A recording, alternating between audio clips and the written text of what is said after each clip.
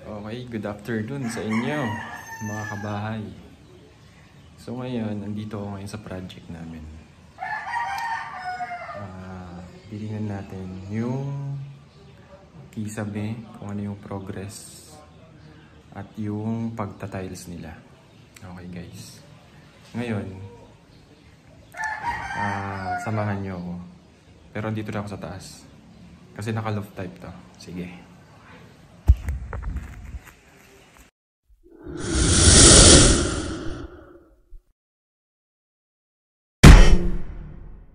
Oops. So, ayan nga pala yung view pag nasa taas ka. Yan ang bintana namin na pinagawa. Ayan. So, dito tayo sa kisame. Ayan. Ngayon, nalatagan nila ng kisame. Ayan. Ayan.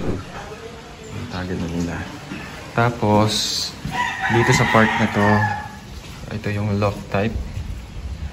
High ceiling. Yan, pinopormahan na nila. So yan, ay may design po yan. Ang design po niyan ay ipapakita ko dito sa video to. Yan. Yan, mga wall angle, mga W-clip, carrying channel, metal paring, yung mga ginamit ko dyan. Ayan. Tapos, ipapakita ko din yung design dito sa CR na gusto ng may-ari.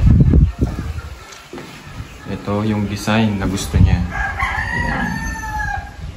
So, comment na lang kayo. Maganda. Maganda siya sa personal talaga kasi ang ginamit ng may-ari dito, ang gusto niya ay 60. Ito. 60. Ito. 60 by 120 yung haba niya. Maganda. Kasi maganda. Tapos, pinalagyan niya dito ng wood style na tiles. Yan. Hanggang dito po yan. Ayan. Makikita niya. Hanggang kisame po yan yung tiles niya. Maganda siya. Maganda yung napili ng may-ari. Hindi ko alam kung saan niya nakuha yung design. Pero, sa pagkaalam ko, yung mga design na ganito ay yung sa mga Pinterest, Instagram, makikita to yung mga tiles design. So, yan. So, pag natapos to, ikakabit dito yung shower. Dito, sa shower, yung nakalabas.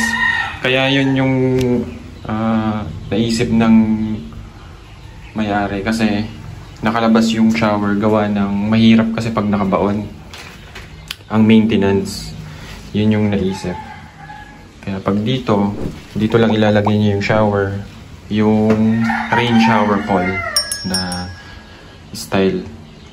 Para mabilis malinisan, kung may magka-aberya man, mabilis siya. Tapos dito naman, ito naman yung abang para sa bowl. At ito yung abang sa lavatory. Yung lavatory niya ay wala pang nabibili pero ang gusto niya yung full pedestal tinatawag. Siguro pag nabili i-video ko ulit, i-coverage ko ulit kung ano yung maganda, full pedestal ba o half pedestal. Yan yung floor drain. Yan, maganda siya. So yung may-ari kasi gusto niya gawa na tong taas, itatiles na tong taas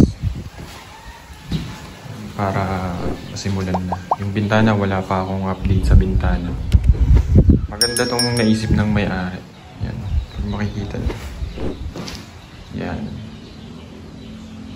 So next video ko ay hintayin nyo at pa-subscribe din ako mga guys.